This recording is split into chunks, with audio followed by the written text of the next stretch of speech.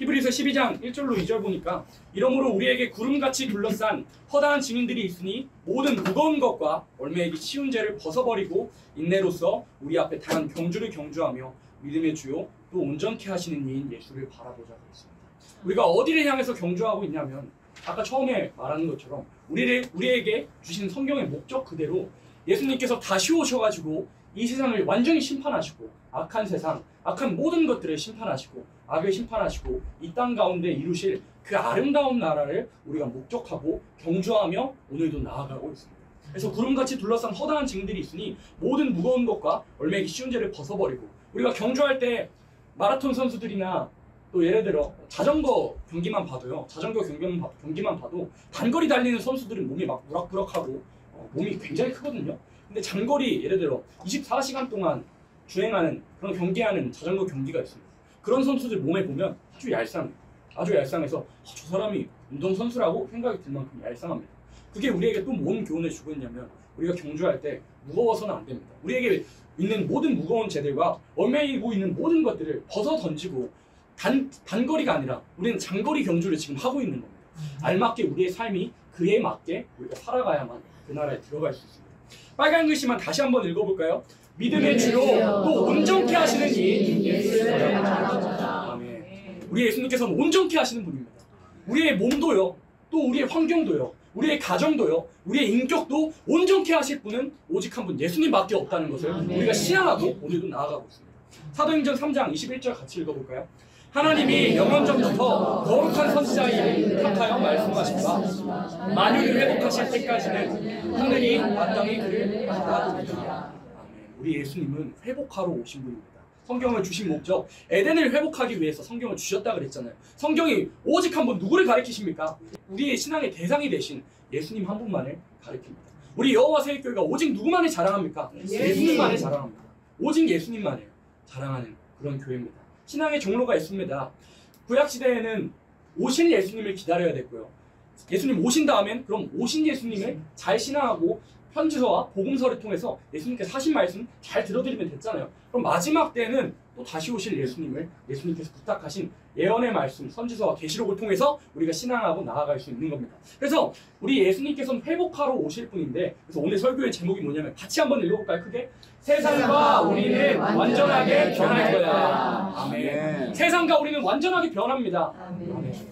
오늘 찬양의 가사에서 계속 반복됐죠. 그가 다스리는 그의 나라에서 세상과 우리는 완전하게 변할 거야. 주님께서 이 땅 가운데 오시는 날 세상도 또 우리들도 완전하게 변화하실 그 날을 우리가 소망하며 오늘도 참고 기다리며 나아갈 수가 있는 겁니다. 먼저 세상은 완전하게 변합니다. 세상이 완전하게 변합니다. 이사야 11장 6절로 8절 같이 읽습니다.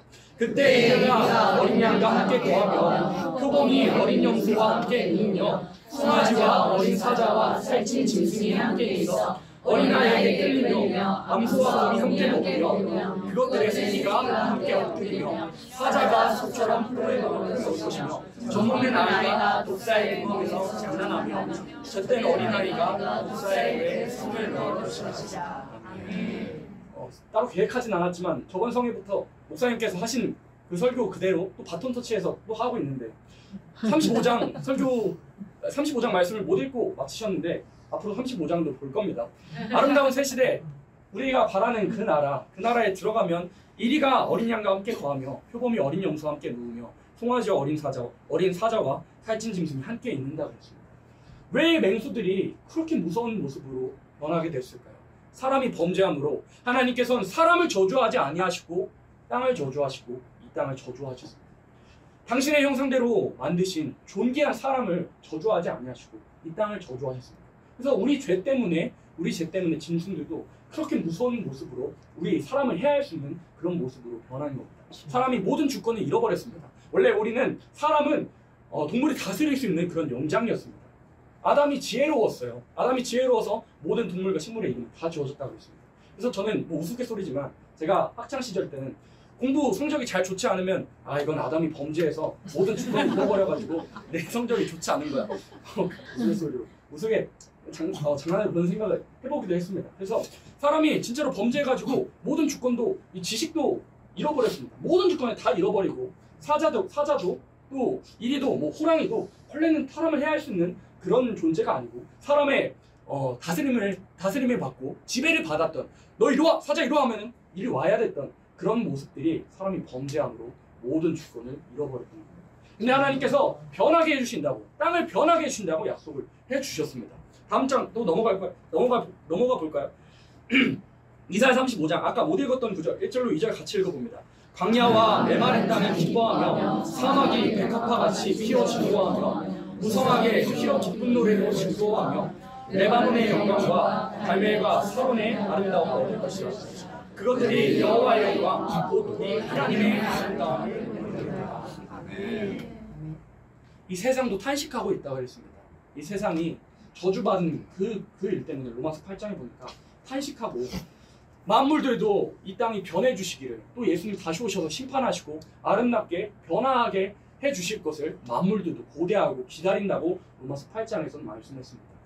그날이 되면 우리가 지금은 아담의 범죄로 말미암아 종신토록 수고하라는 그런 명령을 따라서 우리가 열심히 일해야만 소산을 먹기도 하고 음식을 먹어야 됩니다. 근데 그 나라 들어가서는 우리가 열심히 노력하고 수고하지 않아도 땅이 저절로 아름다운 열매를 내고 광야가 찬양에도 있잖아요. 사막이 변해서 뭐가 된다 그랬습니까? 샘이 넘쳐 흐른다고. 그런 찬양이 있는 것처럼 사막이 변해서 못이 되고 아름다운 물을, 맛있는 물을, 시원한 물을, 상쾌한 물을 주는 그런 땅도 아름답게 변하는 그 나라가 된다고 말씀했던 겁니다.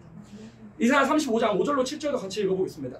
그때 소경의 눈이 밝을 것이며 기머거리에 귀가 열릴 것이며 그때 자는 자는 사슴같이 뛸 것이며 벙어리에 있는 모래알이 이는 광야에서 물이 솟겠고 사막에서 시내가 날 것이며 뜨거운 사막이 변하여 못이 될 것이며 메마른 땅이 변하여 화초이 될 것이며 시간의 눈 곳에 새가 내가 그리를 할 것이며 그때 소경의 눈이 어떻게 된다고요? 밝을 것이며 귀머거리의 귀가 열릴 것이며 그 나라에 들어가면 우리의 불편한 모든 몸까지라도 하나님께서 치료하신다고 했습니다. 말라기 말씀에 하나님께서는 치료하시는 여호와시래요. 출애굽 강선에 발하여 주시는 분이에요. 출애굽기 말씀에 보면 하나님께서 치료하시는 분이래요. 그 원어를 살펴보면 치료하신다는 그 하나님의 원어 살펴보잖아요. 히브리 원어를 살펴보면 우리가 현대에 와서는 아프면 약 받으러 갑니다. 새 약을 받으러 갑니다. 그래서 고침을 받기도 하잖아요. 약이 우리 몸에 들어와서. 근데 원어를 살펴보면 수선하다라는 의미를 가지고 있습니다. 하나님께서 아픈 그 아픈 상처에 바늘을 찔러 넣으셔가지고 수선해 가신다. 우리 하나님은 그런 하나님이십니다. 우리를 치료하시고 우리를 수선하시고 우리를 꿰매시는 분, 그런 하나님 우리가 소망하고 나아갑니다. 그 세상은 완전하게 변하고 그때에 들어가면 지금 이 세상은 사람의 범죄로 아담과 하와의 범죄로 말미암아서 장애자들이 있기도 하고 몸이 불편한 사람들도 있지만 그 나라에 들어가면 우리의 모든 몸의 불편함도 다 하나님께서 해결해 주십니다. 또 공기도 변해가지고 기온도 변해가지고 사시장춘 행복한 나날들, 그런 봄날을 하나님께서 우리에게 허락해 주십니다. 호세 시간에도 잠시 언급했지만 또 다시 언급하겠습니다. 봄날의 큰 기쁨을 가장 기쁘게 누릴 사람은 누구일까요? 봄의 기쁨을 가장 크게 누릴 사람이 누구일까요? 우리 홍 권사님, 봄의 기쁨을 누가 가장 크게 누리겠습니까? 봄의 기쁨을 누가 가장 크게 누릴까요? 너무 주관적인 질문이라 어려우시겠습니다. 봄의 기쁨을 누가 가장 크게 느끼냐면 참 아이러니하고 좀 역설적이게도 겨울에 가장 크게 아파본 사람이 봄의 기쁨을 느낍니다. 봄의 기쁨을 서리찬 바람을 다 겪어보고 가장 크게 고통을 느껴본 사람, 가장 힘들어 본 사람이 봄이 오면 감사할 줄 아는 거예요. 봄이 오면 기뻐할 줄 아는 겁니다.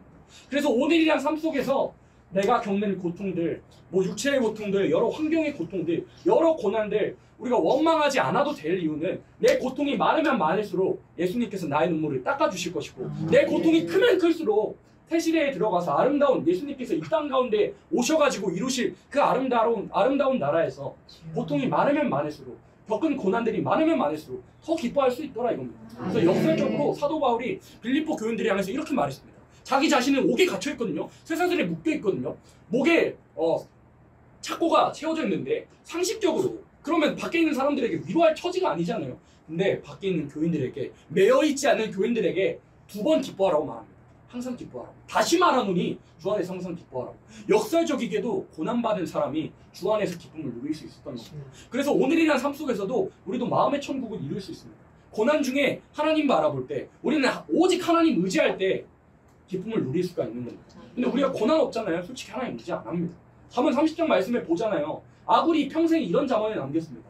나로 부하게도 말게 해주시고 가난하게도 말게 해달라고. 내가 부해지면 우리 사람은 악해서요. 질적으로 타락해서 내가 부해버리잖아요. 하나님 안 찾는 게 우리 인간의 본성이기 때문에 성경을 잘 살펴보면 하나님께서 상황에 맞게 우리에게 고난을 허락하시고 그 고난 가운데 다시 하나님을 찾아서 결국엔 주시고자 하시는 그런 사랑의 하나님인 걸 우리가 발견할 수가 있습니다.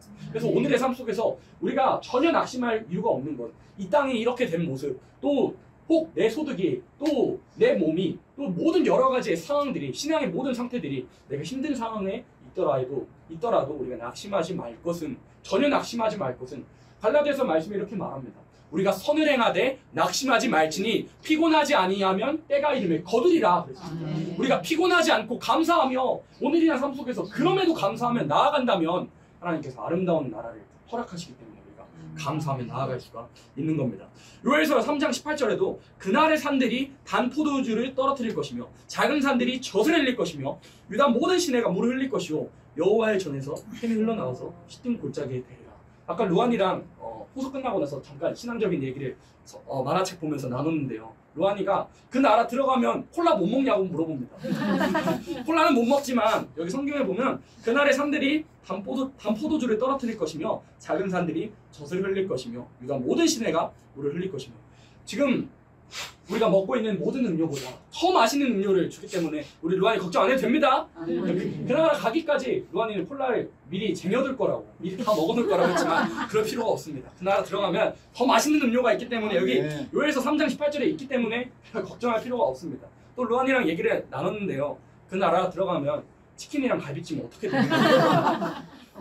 저도 심각하게 고민했던, 어릴 때 심각하게 고민했던 문제고, 현우 민우도 전에 전 선생님한테 여쭤봤던 그런 걸 들은 적이 있는데, 저도 어릴 때 심각하게 고민했거든요. 난 치킨이 좋은데, 갈비찜이 좋은데, 근데 그 나라 들어가면 살육이 있을까요? 없을까요? 없어요. 모세오경을 보면 모든 생명이 피에 있다고 그랬는데 그 나라는 피를 흘리지 않습니다. 아쉽게도 치킨하고 갈비찜 못 먹지만 못 먹지만 그 나라 들어가면 그것보다 더 아름답고 맛있는 그런 과일들이 준비되어 있습니다. 단적인 예를 들까요? 아보카도라는 열매가 있습니다. 아보카도라는 열매 있는데 뭐 채소 중에 버터라 그러죠. 그런 우리가 생각하는 그런 버터의 맛과 비슷하게 낼 수 있는, 또 더 사람에 따라서 맛있게 낼 수 있는 열매들이 이 땅에서도 일어나는데, 그 나라 들어가면 치킨보다 맛있는 열매가 있습니다. 우리 학생들 전혀 염려하지 마시고 그 나라에 들어가서 치킨 갈비찜 못 먹는다고, 또 콜라 못 먹는다고 염려하지 않아도 됩니다. 세상은 완전하게 그 나라의 산들이 단 포도를 떨어뜨릴 것이며 작은 산들이 젖을 흘리는, 우리의 먹을 것이 다 책임져주는 그런 나라를 우리가 소망하고 나아갑니다. 우리가 역사적이게도 이 땅 살면서 먹을 것 걱정 안 하고 살잖아요. 먹을 것 하나님께 맡겨드리잖아요. 시편 37편에 보면 우리가 어떻게 살아야 할지 하나님께서 말씀하시는데, 여호와의 성실로 너의 식물을 삼으라고 했습니다. 그러니까 그게 뭔 말이냐면, 하나님께서 하나님만 잘 섬기면 모든 것을 책임져 주신다는 그 성실하심을 우리의 식물로 삼으라 이겁니다. 우리가 열심히 돈 벌어서 앞으로 올 경제 환란, 학자들도 어려워질 것을 예측하고 있는 경제 환란을 우리가 전혀 뚫고 나갈 수 없고요. 계시록 6장 6절에 보면 포도주와 감람류가 될 때, 성경적인 표현을 할 것, 예언의 말씀을 우리가 읽고 듣고 또 우리의 삶 속에서 날마다 하나님과 교통하는 삶, 포도주는 쉽게 말해 성령의 역사입니다. 성령과 교통하는 기름 붓듯한 그런 생활을 날마다 이어갈 때 하나님께서 책임져 주시겠더라 이겁니다. 그래서 우리가 뭘 식물로 삼아야 되냐면, 역설적이게도 우리가 이 땅에서 땅의 것 안 바라잖아요. 그럼 그 나라 들어가면 땅의 모든 것을 책임져 주시고, 역설적이게도 이 땅 가운데서도 땅의 것 안 바라보잖아요. 하나님 다 책임져 주십니다. 하나님 다 출애굽 역사에서 농사했습니까? 뭘 했습니까? 하나님께서 신령한 만나를 내려주시고 다 책임져 주셨던 겁니다. 우리가 그 역사를 또 바라고 기대하고 소망하고 우리가 나아갈 수가 있는 겁니다. 그래서 세상은 완전하게 변한다는 거, 땅도 변하고 우리 아이들 염려하는 것처럼 콜라 못 먹을까, 치킨 못 먹을까, 갈비찜 못 먹을까 그런 염려를 하지만, 하나님께서 그보다 더 아름다운 열매를 책임져 주시겠다고 약속하셨다는 걸 우리 아이들도 믿을 수가 있는 겁니다. 또 이사야 65장 25절 또 같이 읽어볼까요? 이리와 어린 양이 함께 먹을 것이며 사자가 소처럼 짚을 먹을 것이며 뱀은 흙으로 식물을 삼을 것이니 나의 성산에는 해양도 없겠고 상함도 없으리라. 해양 없고 상함 없고 미움과 질투와 시기와 다툼 없는 그 나라에 들어가길 소망하십니까? 우리 아이들 이해를 돕기 위해서 제가 한 영상을 가져왔는데, 그 나라가 어떤 모습일까 대충 이렇게 짐작하시라고 사진을 가져왔는데 여기 사육사님이 이게 대전에 있는 오월드 뭐 몇십 년 오월드 동물원의 몇십 년 전의 모습이라는데 사육사님이 어릴 때부터 키웠던 맹수인지라 이렇게 같이 있는데 지금 사육사님이 지금 어디 앉아 계시냐면 우리 민우 어디 앉아 있는 것 같아요?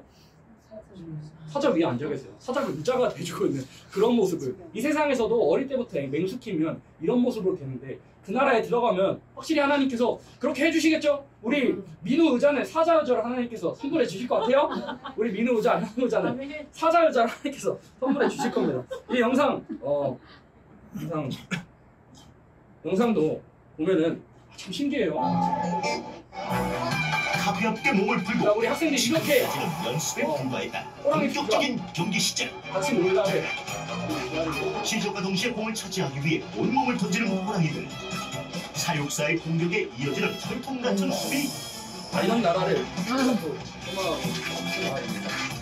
요거 그림 보면 말 안 들으면 사육사님이 세상에 호랑이 코를 잡고 있고 저하다면 엄청난 크기와 우렁찬 울음소리. 가까이서 보는 것만으로도 두려운데 그러나 손짓 하나로 순식간에 제압하는 사육사. 고양이가 돼버린 호랑이다. 좀 못하네요. 호랑이한테. 어릴 때부터 자라왔기 때문에 술을 마치 강아지를 다루듯 한다.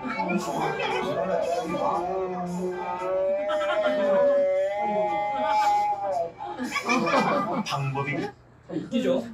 그 나라 들어가면 우리 민우가 뭐 호랑이 소리 일로 와 했는데 말 안 들으면은 민우가 호랑이 코를 잡고 혼내줄 거야. 민우가 손짓으로 혼내줄 거라 그런 표현을 하기도 했는데 이 세상에서도 어릴 때부터 키운 호랑이 저렇게 되는데 그 나라에 들어가면 우리 민우가 우리 현우가 또 우리 청년 모든 여러분들이 사자 의자 위에 앉고 사자들과 같이 축구할 우리 민우가 저번에 런쥔이 성경학교 때 사자들이랑 호랑이들이랑 축구할 수 있냐고 물어봤는데 이 세상에서도 뭐 하는 모습이 있네요. 그 나라 들어가면 사자랑 뭐 호랑이랑 축구할 수 있는 그날이 있는가 봅니다. 우리 민우는 더 소망이 확실해지죠? 사자 의자 앉고 싶어요? 예상 사자 의자 앉고 싶죠? 멋있는 사자 의자 앉고 싶죠? 지금 오늘이나 삶 속에서 저 사육사 영상 보고 호랑이 보이면 말 안 된다고 이렇게 손짓하면 어떻게 되겠어요? 도시락처럼 먹히게 됩니다. 살아있는 도시락이 돼서 먹히겠지만 그 나라 들어가면 우리 하고 싶은 대로 다 제어할 수 있는 아름다운 나라를 우리에게 주실 것이라고 진짜로 약속하셨습니다. 하나님께서 하시면 하실 수 있는 겁니다. 나아갈 수 있습니다. 그럼 세상은 완전하게 변하는데 세상과 또 뭐가 완전하게 변한다고 했어요? 우리는 완전하게 변한다. 자, 우리가 또 어떻게 변해야 할 것인지 우리 인격이 완전하게 변해야 됩니다. 갈라디아서 5장 19절로 21절입니다. 같이 읽습니다. 육체에 있는 현저하신 음행과 더러운 것과 수색과 우상 숭배와 술수와 원수를 맺는 것과 분쟁과 시기와 분냄과 단짓는 것과 불리함과 이단과 투기와 수치함과 방탕함과 또 그와 같은 것들이라. 전에 너희에게 경계한 것 같이 경계하노니 이런 일을 하는 자들은 하나님의 나라를 사람이 마귀에게 지배를 받게 되면 베드로 사도가 말했잖아요. 진자는 누구의 종이라 그랬습니까? 이긴 자의 종이 된다 그랬습니다. 사람이 마귀의 지배를 받게 되면 이런 열매를 맺게 됩니다. 육체에 이른 현저하니 곧 음행과 더러운 것과 호색과 우상 숭배와 술수와 원수를 맺는 것과 분쟁과 시기와 분냄과 당짓는 것과 불리함과 이단과 투기와 술 취함과 방탕함과 또 그와 같은 것들이라. 사람이 마귀에게 지배를 받게 되면 이런 열매들이 기본적으로 나타나게 됩니다. 에베소서 6장에서 이렇게 말씀하셨는데 제가 자주 인용하는데 세상은 단 두 가지로 나갑니다. 단 두 가지로 나뉩니다. 술 취하지 말라 이는 방탕한 것이니 너희는 성령의 충만함을 받으라 이렇게 말씀하셨거든요. 사람이 마귀에게 지배를 여기서 말하고 있는 술은 그 맛있는 술뿐만 아니라 마귀가 사람으로 맺게 하는 모든 열매를 뜻하는 겁니다. 마귀에게 지배를 받거나 성령님의 은혜의 지배를 받거나 사람은 둘 중 하나입니다. 우리가 삶 속에서 단 사람이 어떤 사람이든 신불신이든 간에 신불신이든 간에 두 가지 모습으로만 나뉘게 됩니다. 하나님의 은혜에 사로잡혀서 은혜의 지배를 받아서 저기 보이는 것처럼 성령의 9가지 열매 맺거나 이런 열매들로 마귀가 사람에게 들어와서 맺는 모든 이런 열매들로 더러운 것들로 맺거나 둘 중 하나입니다. 이렇게 더러운 짓들을 하면 하나님 보시기에 더러운 짓들을 하면 뭐라고 됐어요? 마지막에 이런 일을 하는 자들은 하나님의 나라를 유업으로 받지 못할 것이요. 이런 행위들로 하나님 기뻐시게 하지 못하는 모든 행위들로 살아가게 되면 그 나라에 들어가지 못하게 됩니다. 이것만 기억하면 우리가 오늘 설교 잘 들은 겁니다. 우리가 예수님 같아질 때 그 나라 들어갈 수 있습니다. 우리가 바라고 소망하는 나라는 아름다운 새 시대죠. 그럼 아름다운 사람만 들어갈 수 있습니다. 우리 인류 역사상 가장 아름다운 분이 누구실까요? 예수님이시죠. 예수님. 우리가 주와 같은 인격이 될 때 그 나라에 들어갈 수 있는. 그러나 우리 삶 속에서 아직도 일어나고 있는 마귀에게 시시때마다 미혹받아서 아직도 이런 열매를 맺고 있다면 그런 모든 것들을 그치고 우리는 아름다운 성령의 열매를 맺어야 됩니다. 이런 것들 갈라디아서 5장 19절로 21절에는 이런 것들 때문에 우리가 하나님의 나라에 들어가지 못하게 방해하지만 우리는 어떤 열매 맺으면 그 나라 들어갈 수 있게 되냐면 갈라디아서 5장 22절로 23절입니다. 같이 읽습니다. 오직 성령의 열매는 사랑과 희락과 화평과 오래 참음과 자비와 양선과 순종과 온유와 절제니 이 같은 것을 금지할 법이 없느니라. 성의 첫 시간에 목사님 언급하셨던 것처럼 우리가 결국에는 하나님의 6천년 인류 역사, 인류 농사 역사상 하나님께서 첫 열매 맺기를 기다리시는데 우리가 그 열매 맺기 위해선 오늘이란 삶 속에서 이 열매를 맺어야 됩니다. 첫 번째 열매 무엇입니까? 사랑입니다. 사랑. 첫 번째 허대부터 너무 높습니다. 고린도전서 12장 말씀을 보면 은사에 대해서 여러 가지 말씀하고 있거든요. 저는 청년들에게 너희들이 은사 좀 받았으면 좋겠다 이런 말들을 언급하기도 하는데 9가지 은사 중에서 이런 은사들을 한 사람에게 다 주시겠냐고 말씀하시면서 너희는 더 큰 길을 사모하라. 너희들에게 더 좋은 길을 보이겠다라고 말씀하시면서 13장으로 넘어가거든요. 지금은 장과 절이 나뉘어져 있죠. 근데 그 당시에는 장과 절이 나뉘어져 있지 않아서 바로 이어지는 맥락이었습니다. 고린도전서 13장 한번 찾아볼까요? 제가 앞에서 띄우겠습니다.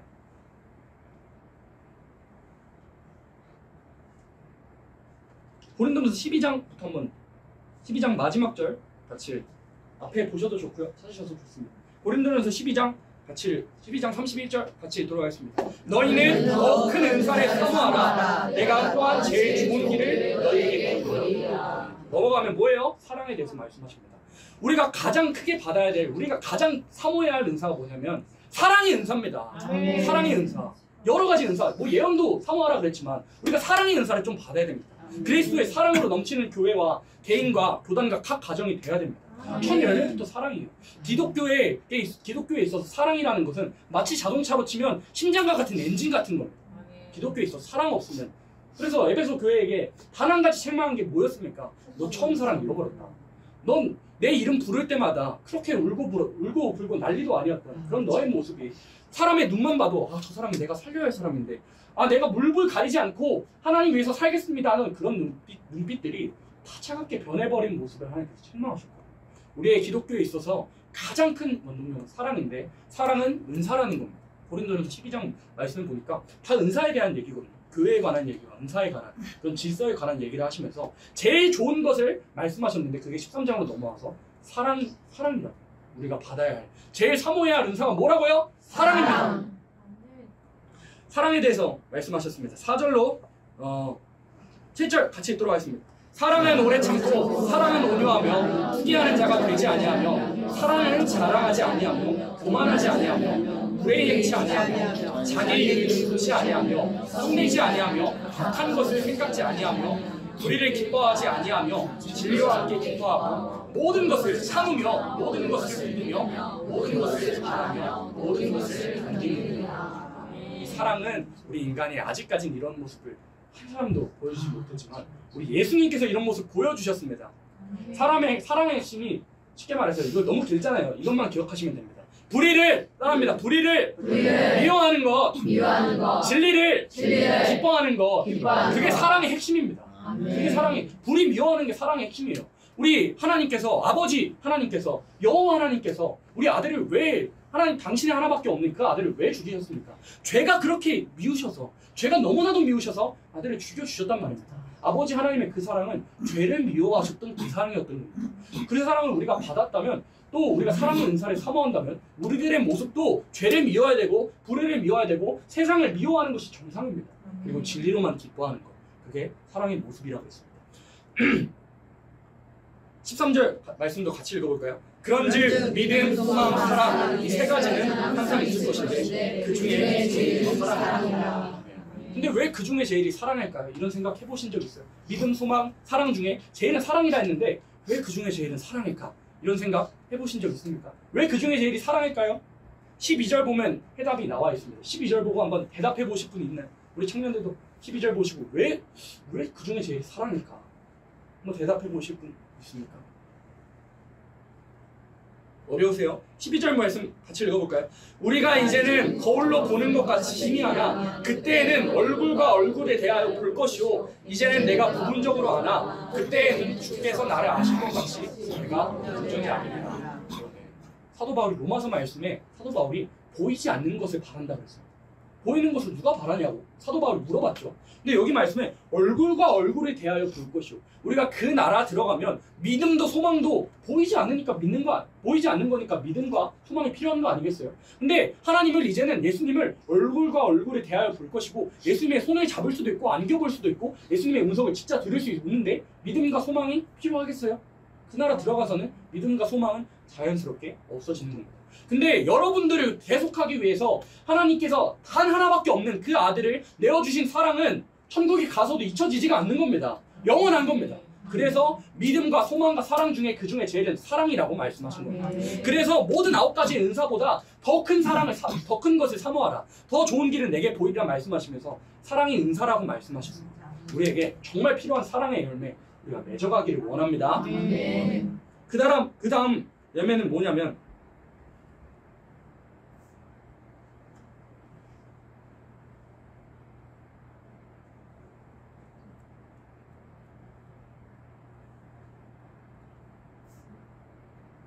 그 다음 열매가 무엇입니까?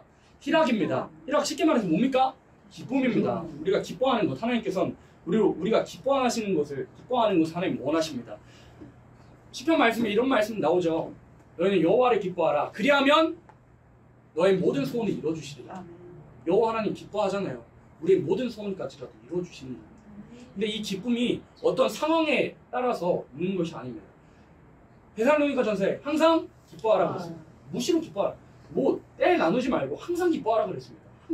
항상 우리의 삶 속에서 근데 우리의 힘으로는 어려운 상황 오면 낙심하고 염려하는 것이 우리들의 모습이지만 성령님께서 우리 마음에 와주시면 모든 염려, 근심 다 내팽개쳐버리고 하늘나라 소망하면서 우리가 기뻐할 수가 있는 겁니다. 그래서 우리가 맺어야 할 두 번째 열매 뭐라고요? 희락입니다. 세 번째는 무엇입니까? 화평의 열매. 예수 그리스도께서 하나님과 우리 사이에 멀어져 있던 그 담을 허무시고 화목하게 하는 직책을 감당하셨고 우리들에게 또 화평케 하는 직책을 우리에게 주셨다 그랬습니다.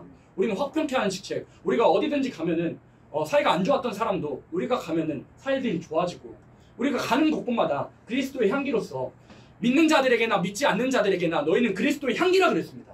우리가 가면 화목해져야 됩니다. 그런 열매를 우리가 맺을 것을 화평의 열매 맺어야 됩니다. 또 오래 참음의 열매. 네 번째는 오래 참음입니다. 오래 참음의 열매. 우리가 정말 맺어야 하는 그런 인내의 열매.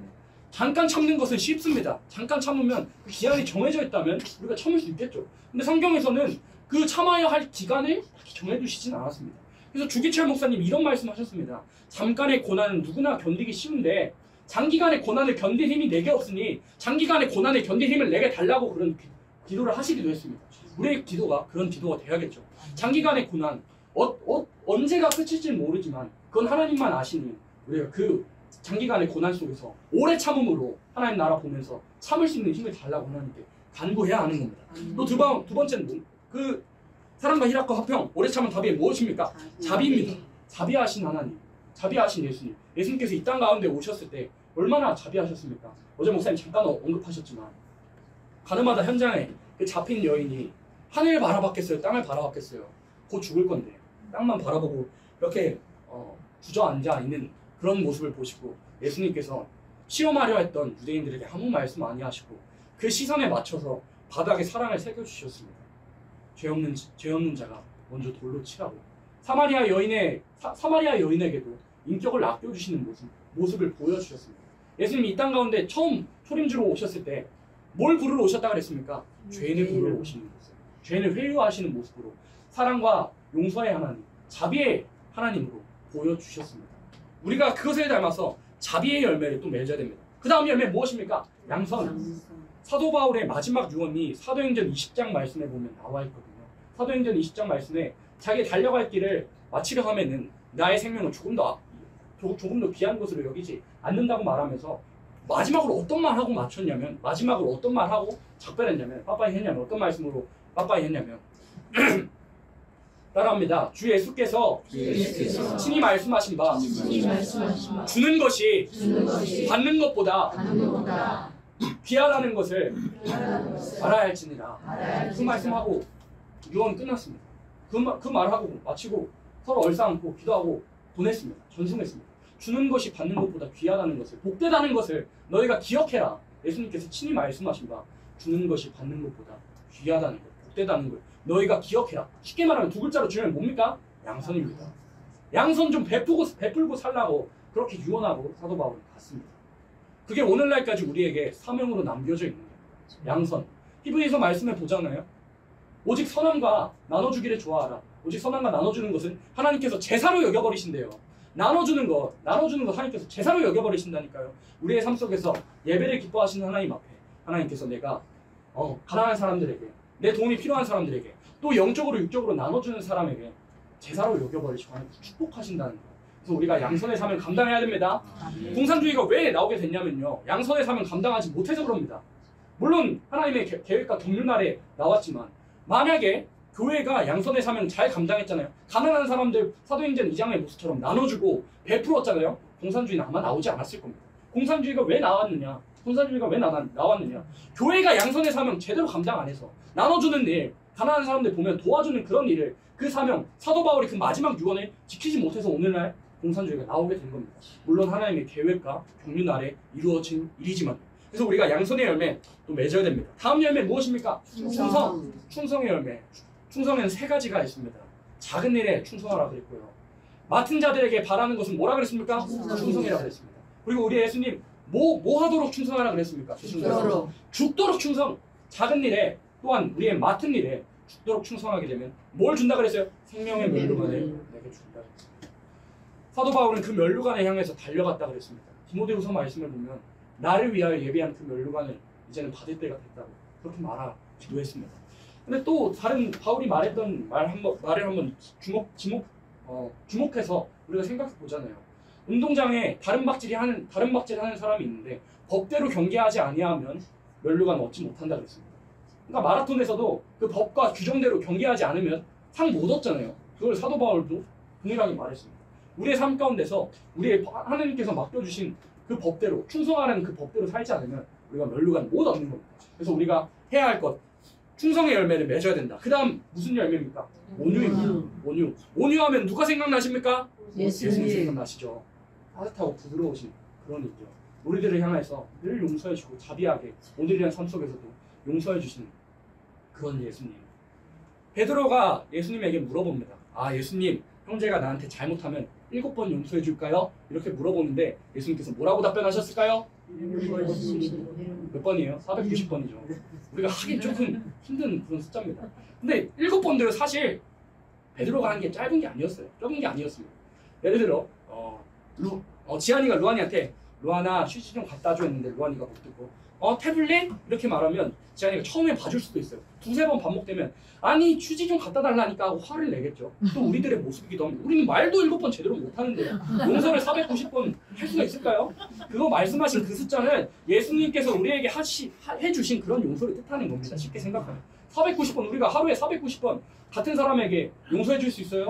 우리 인격은 아직 그 정도는 되진 않았습니다. 예수님께서 우리에게 보여주신 그런 모습이죠. 우리가 예수님에게 하나님 내가 저 사람 미워했습니다 하고 하나님께 구하고 또 다음날 가서 똑같은 죄로 하나님께 구하면 하나님께서 용서해 주십니까? 안 해주십니까? 용서해 주십니다.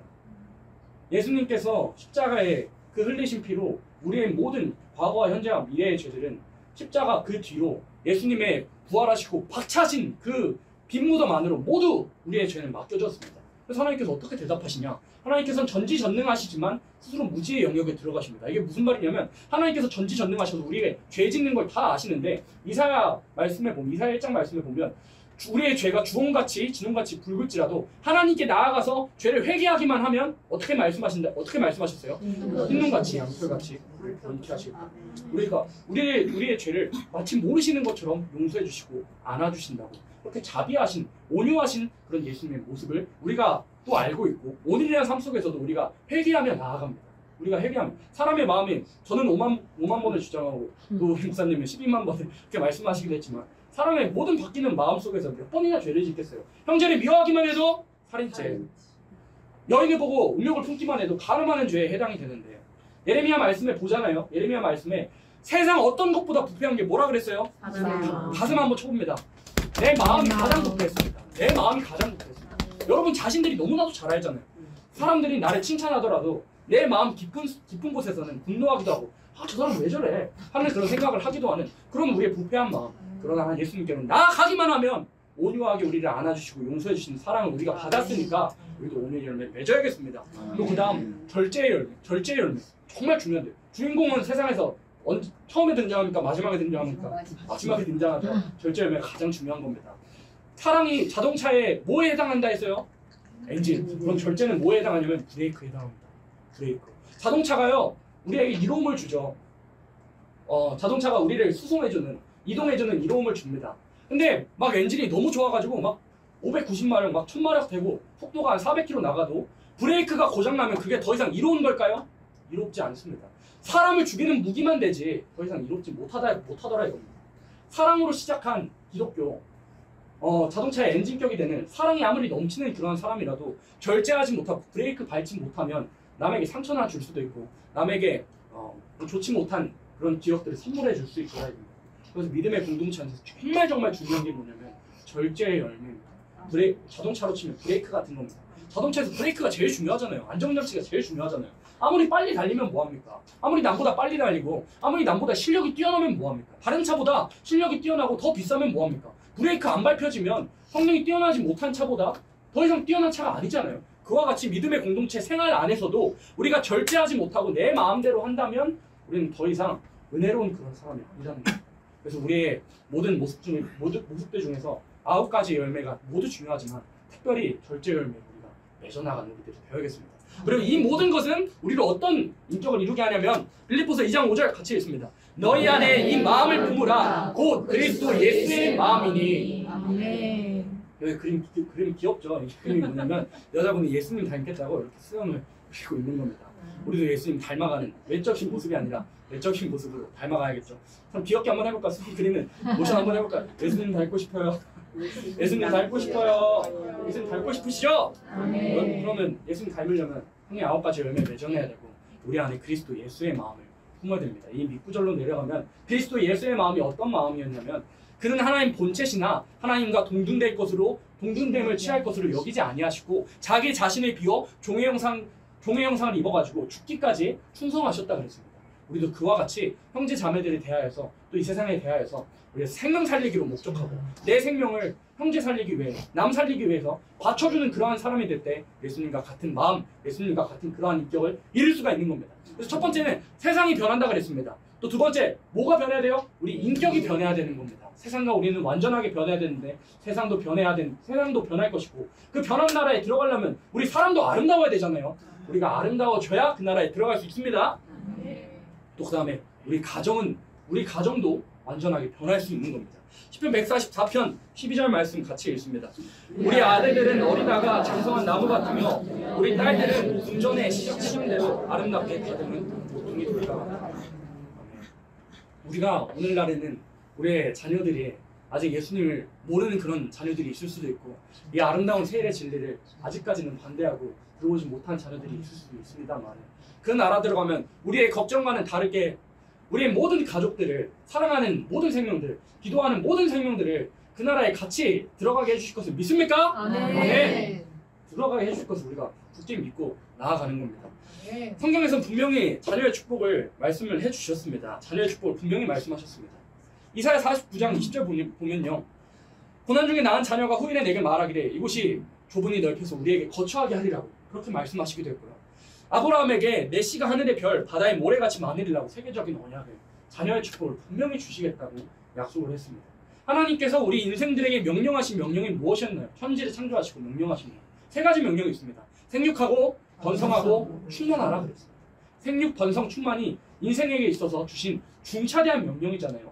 근데 그 명령이 말라기 성경에 보면 구체화되어 있습니다. 육적인 자녀로 아무렇게나 생육하고 번성하고 충만하라는 말씀이 아니었습니다. 무슨 자손을 얻고자 하신다고요? 경건한 자손을 하나님께서 얻고자 하신대요. 내 자녀라도 육신에 속한 마귀에게 속하여 있으면 내 자녀가 아니라는 겁니다. 내가 그 나라 들어가서 보지 못한다면 얼마나 슬픈 일이에요. 그러나 하나님께서 완전하게 변해 주실 것을, 완전하게 변하게 해주실 것을 우리가 믿고 소망하고 나아갈 수가 있는 겁니다. 물론 에스겔 말씀에 보면 그때가 되면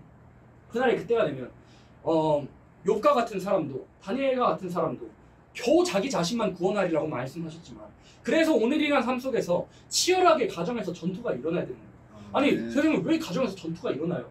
라고 생각하실 수 있지만, 마태복음 말씀을 보면 예수님께서 야 얘들아, 너희 가정에 내가 화평주로 온 줄 생각하지 말아라. 나는 너희 가정에 칼 주러 왔다, 이렇게 말씀하셨습니다.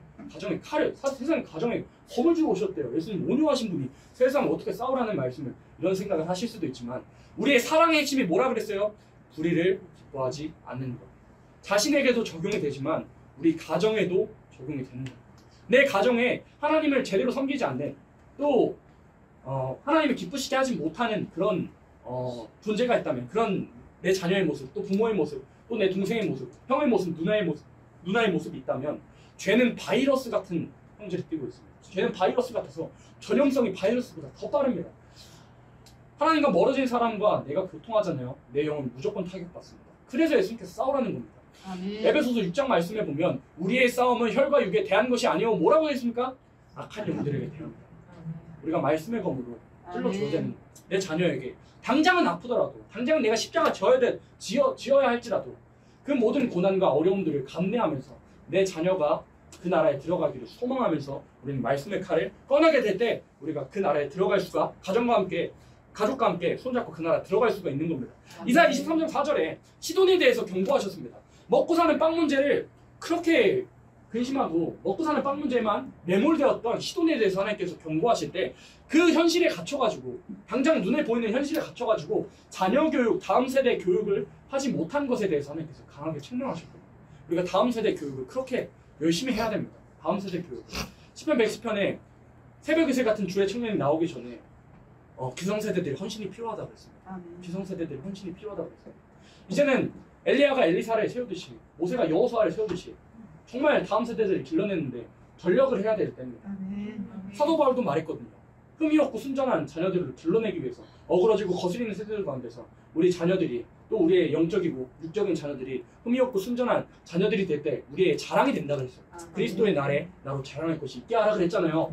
그래서 다음 세대를 길러내는 것에 우리가 열심을 둬야 합니다. 엘리의 집을 심판하신 이유가 뭐였습니까? 자녀를 올바르게 양육하지 못해서 하나님께서 엘리의 집을 영영토록 심판하신다고 했습니다. 하나님과 유일하게 마음이 합했던 다윗, 그 다윗이요, 다윗 왕국을 이뤘던 다윗도 그 아들 아도니아를 성경에 한 번도 서운한 말로 꾸짖은 적이 없다고 기록되어 있습니다. 그 아도니아 어떻게 죽었습니까? 솔로몬에 의해서 처참하게 죽었습니다. 우리가 자녀 교육을 올바르게, 신앙 교육을 올바르게 하지 못한 결과는 이런 비극을 가져오게 됩니다.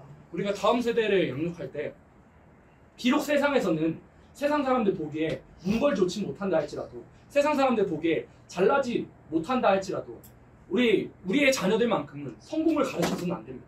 세상에 성공을 가르칠 것이 아니라, 사도 바울이 말했던 것처럼, 그리스도와 함께 고난받으라 말했던 그런 사도 바울의 고백처럼, 우리 자녀들은 그리스도와 함께 고난받기를 그렇게 권유하고 가르쳐야 하는 겁니다.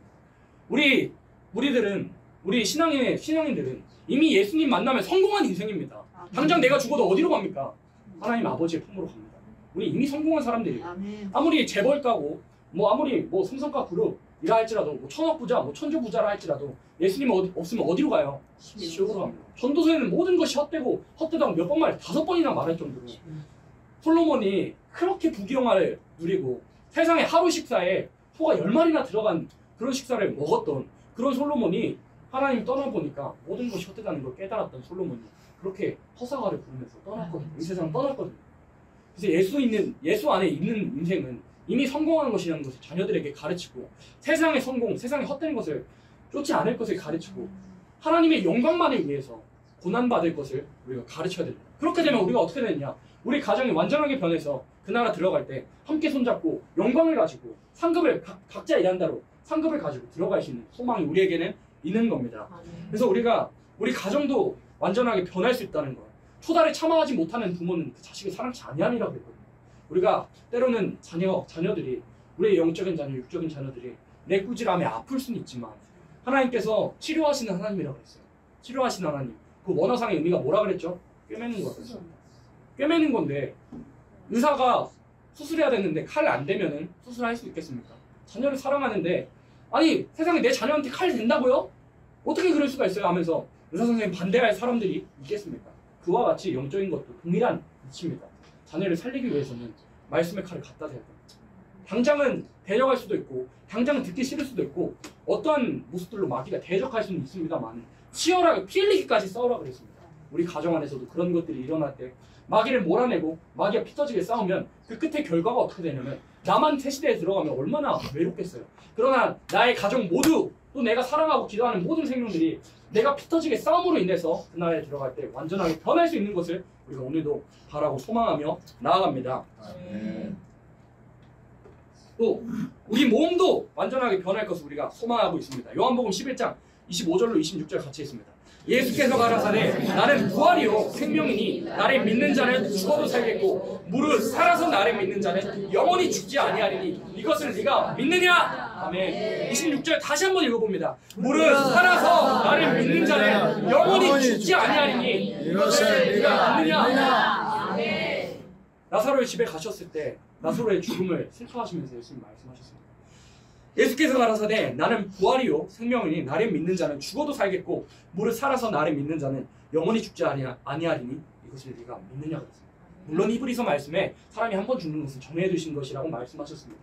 오늘날까지 아무리 신앙생활 열심히 잘하고 예수 잘 믿어도요 죽음에 삼킨 바 되어서 그렇게 흙으로 돌아갔습니다만은 마지막 때 사도 바울이 빌립보서 말씀에서 바라고 받았던 그 표대 사도 바울이 유명한 말씀 아시잖아요. 표대를 향하여 우리가 달려간다 그랬거든요. 그 표대가 무엇이냐면 우리의 낮은 몸을 예수 그리스도의 아름다운 몸의 형체로 바꿔주신다고요. 우리가 그것을 바라고 소망한다고요. 그래서 사도 바울이 고린도서 말씀에서는 우리의 겉사람은 후패해지고 겉사람이 늙어지고 우리의 피부는 점점 주름이 많아지고 병치레들은 점점 늘어가도 속사람은 날로 새롭대요. 왜요? 고린도서 5장으로 넘어가서 사도 바울이 우리의 죽을 몸 위에 덧입혀 주실 것을 주님의 영광스러운 몸으로 덧입혀 주실 것을 소망으로 가지고 있기 때문에 내 몸이 안 좋아지면 안 좋아질수록 병치레가 늘어가면 늘어갈수록 우리에게 소망이 되는 겁니다. 왜요? 이사야 40장 말씀에 여호와를 앙망하는 자는 뭘 받는다고요? 세임을 받으리니. 여호와를 앙망하는 자는 세임을 받으리니. 하나님 의지하는 자가 세임 받습니다. 영원히 피곤치 않을 그 몸으로 하나님께서 선물해 주시겠다고 이사야 40장에 이사야 선지를 통해서 하나님께서 예언하게 해주셨는데 그 윗구절로 넘어가잖아요. 그 윗구절로 올라가잖아요. 우리들은 이미 본 말씀이지만 야곱아 네가 어찌하여 말하며 네 원통한 사정을 하나님께 수리하심을 받지 못한다느냐 라고 말합니다. 우리가 고난을 겪어야 됩니다. 우리의 모든 영광은 고난 끝에 얻을 수 있습니다. 우리 예수님도요 고난 끝에 얻으셨습니다. 히브리서 11장 말씀에 보면 돌에 켜는 고통과 우리 믿음의 선배들이 돌에 켜는 고통과 톱에 켜는 고통 여러 가지 고통을 당했습니다. 그 사람들이 우리의 믿음의 선배들이 약속으로만 받았다 그랬습니다. 근데 그들을 완전하게 해주실 역사는 세일의 역사만으로 그들이 온전케 될 수 있다고 히브리서 12장에 분명히 마지막 절에 그렇게 기록하셨거든요. 우리가 그 역사를 기다리고 소망하는데 그러려면 먼저 우리 몸이 완전하게 변해야 하는 겁니다. 우리 몸의 변화를 하나님께서 분명히 약속해 주셨습니다. 고린도전서 15장 말씀만 봐도요. 우리 몸이 변화할 것이라 그랬습니다. 우리 몸이 변화할 것이라고. 그래서 고린도전서 15장 마지막 부분에 가면 이김을 주시는 하나님께 감사하노니 그랬거든요. 다 같이 해볼까요? 이김을 주시는 하나님께 감사하노니. 그 말씀이 일상적인 이김으로 설교하신 분들도 있고 그렇게 사용하시는 분들도 있지만 일상적인 이김을 말씀한 것이 아닙니다. 오늘날까지 아무리 예수 잘 믿어도 하나님 잘 섬겨도 죽음에 삼킨 바 되어 무덤으로 돌아갔는데 예수님 재림하실 때가 되면 하나님만 앙망하고 고난 중에서도 하나님만 바라보고 승리한 자들에게 사망에게 지지 않고 사망을 이겨버리시겠다고 그 이김을 주시겠다고 약속하셨다니까요. 우리에게 이김을 분명히 주시는 그런 하나님 우리가 소망하며 나아갑니다. 물론 우리의 삶 속에서 우리의 몸은 점점 약해질 수도 있고 이런 몸 가지고 어떻게 세계통일을 할까?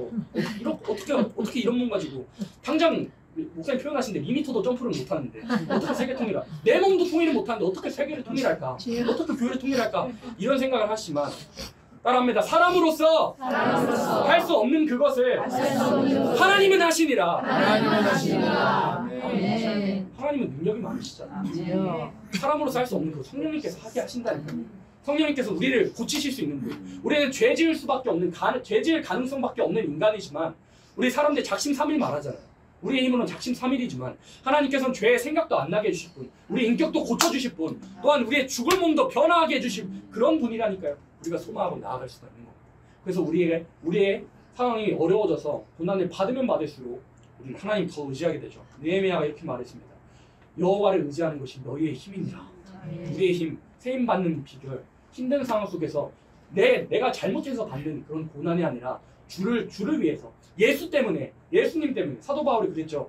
그리스도의 몸된 교회를 위해 남은 고난을 내 육체에 채우노라 그랬습니다. 사도 바울처럼 자원해서 주님을 위해서 복음 전파하기 위해서 우리가 고난 받을 때 디모데에게서 말씀할 때 무릇 그리스도 안에서 경건하게 살고자 하는 자는 핍박을 받으리라 그랬습니다. 내가 핍박 안 받잖아요. 내가 싫은 말 안 듣잖아요. 나는 경건하게 안 산 사람입니다. 복음 전파하면 핍박 받습니다. 고난을 겪습니다. 그러나 그런 고난 속에서도 하나님 내가 겪는 고난이 나한텐 크지만 하나님 당신에겐 크지 않습니다. 라고 고백하는 사람.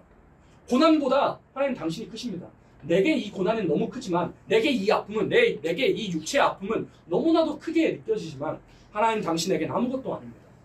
천지를 창조하시고 별들의 수를 세시고 바닷물의 질량을 하나님 한 분만이 온전히 아시며 자존자이신 능력 많으신 아버지 하나님, 그 아버지 하나님께서 내 하나님 되시기에 나는 이 고난이 무섭지도 않고 염려되지도 않습니다. 나는 하나님만 바라봅니다 라는 그런 상태가 될 때 있잖아요. 우리에게 셈 주신다고 했습니다. 셈을 얻으리라고. 그래서 10번 말씀에 보면 살아서 여호와 행사를 선포하리라고.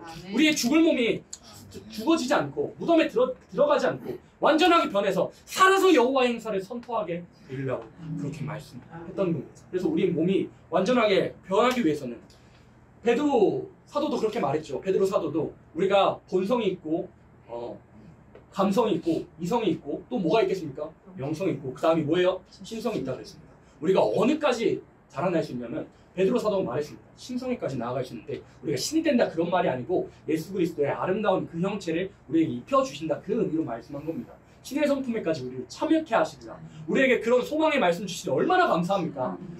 그런 영광을 얻기 위해서는 오늘이라는 삶 속에서 내가 붙는 핍박들, 또 내가 겪는 육체의 고통들, 하나님의 일하기 위해서 내 육체를 갈아가며 그렇게 희생하고 봉사하는 것들 하나님은 아신다. 히브리서 말씀에 이런 말씀 나오거든요. 하나님은 불의치 아니하사 성도들의 희생과 수고함과 봉사함을 하나님께서 다 기억하신다 그랬습니다. 불의치 아니하신 하나님, 나의 희생과 고난과 그런 여러 가지 어려움들을 기억하시고 우리에게 응답해 주시는데 그 응답이 어떤 응답이냐면 몸의 변화입니다. 세임. 우리의 죽을 몸이 죽지 않게 해주셔가지고 아름다운 나라, 새시대 죽음 없고 눈물 없고 고통 없는 그 나라에 들어가게 해주실 것이라고 분명히 약속을 하셨습니다. 사도행전 3장 21절 말씀 같이 했습니다. 하나님이 영원 전부터 거룩한 선지자의 입을 의탁하여 말씀하신 바 만을 회복하실 때까지는 하늘이 마땅히 그를 받아두리라. 아멘. 우리 하나님께서는 예수 그리스도를 보내실 때 우리를 회복하기 위해서 잃어버렸던 에덴의 축복을 회복해 주시기 위해서 예수님을 보내셨고 우리 세상과 우리는 완전하게 변할 것이라. 오늘 부른 찬양의 가사처럼 세상도 변할 것이고 아름답게 변할 것이고 우리들도 우리의 인격이 성령님의 은혜로 성령님의 고쳐주시는 능력으로 말미암아 우리의 추했던 모든 인격도 변화시켜 주실 것을 또 우리의 몸까지라도 성령님께서는 우리 인격뿐만 아니라 우리 몸까지라도 변화시켜 주실 것이며 또한 우리의 가정도 변화시켜 주실 것이고 특별히 우리가 바라는 8.15 성회는 우리가 세임받기 위해서 모였습니다. 세임, 하나님께로 온 피곤치 아니할, 죽지 아니할 그 세임을 받기 위해서 우리가 모였는데 그 세임을 주셔가지고 영원히 죽음 없는 나라, 슬픔 없는 나라, 괴로움 없는 나라에서 영원히 아름답게 살 나라를 소원하면서 우리가 앞에 있는 또 우리가 겪고 있는 몸의 어려움과 여러 가지 환경의 문제들과 앞으로 우리에게 닥쳐올 그런 수많은 고난들이 있다 할지라도 이 상황보다 내 아픔보다 하나님의 크심을 인정하며 나아갈 때 우리를 고쳐주시고 그 나라에서 아름답게 살게 하실 것을 우리가 담대하게 믿고 나아갑니다. 아멘.